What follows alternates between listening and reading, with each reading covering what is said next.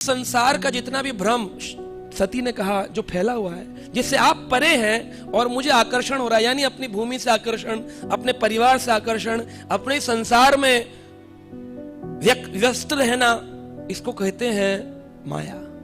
जो नहीं है उसको अपना मान बैठे, माया जो नहीं है। एक बार एक राजकुमारी थी, उसका एक हार था लाखों रुपए का, तो उसने उतार कर रखा था और नदी में स्नान के लिए गई थी। एक बड़ा विशाल पक्षी आया, उसने उस हार को उठाया और लेकर के उड़ता उड़ता उड़ता कहीं जाकर गिरा दिया।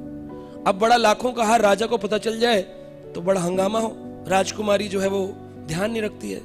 राजकुमारी ने सैनिकों को बुलाया, ढोल पिटवाया कि जो भी व्यक्ति ढूंढ कर लाएगा उसको मैं कई स्वर्ण मुद्राओं का दान करूंगा। अब हर व्यक्ति लालची है, आप पीछे रख दो, 64 माला करोगे तो आपको ये गिफ्ट मिलेगा, वृंदावन यात्रा मिलेगी तो कर लेगा। आप बोलो गोलोक धाम जाएंगे, बोलो किसने देखा, अभी थोड़ी करनी है।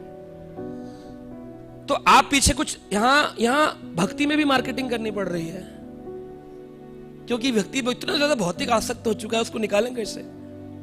तो उस व्यक्ति को कैसे समझ में आएगा? वो सारे सैनिक गए ढूंढते ढूंढते, कहां पहुंचे? देखा एक कीचड़ है पूरे में, वहां एक बड़ा पेड़ है, उस पेड़ के नीचे दलदल है पूरा।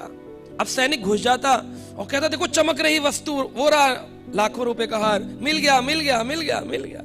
अंदर जाता कीचड़ में और निकालता तो पकड़ में नहीं आता और दलदल में घुस जाता। अब गर्दन गर्दन तक कई सैनिक बैठे हुए दलदल में। तो एक साधु वहां से गुजरा, उसने कहा बचाओ बचाओ चिल्ला रहे थे। कहे तुम गए कैसे? कहा महाराज वो जो एक स्वर्ण आभा थी उसको पकड़ना चाह रहे थे, लेकिन उस स्वर्ण आभा पकड़ में ना आई और हम लोग दलदल में धंस गए। कहा लेकिन आभा तुम्हें दिखी कहां? बोले यहां दिख रही थी महाराज। कह अब दिख रही? कह अब नहीं दिख रही।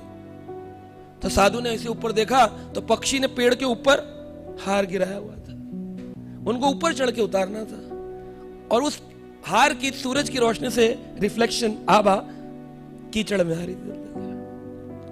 तो वो कहां ढूंढ रहे थे? रिफ्लेक्शन को।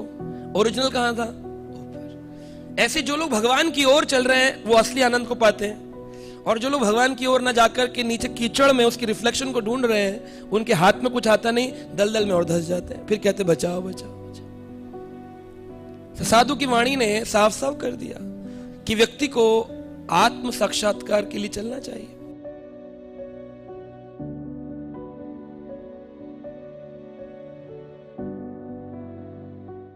Subscribe now and press the bell icon. Never miss an update.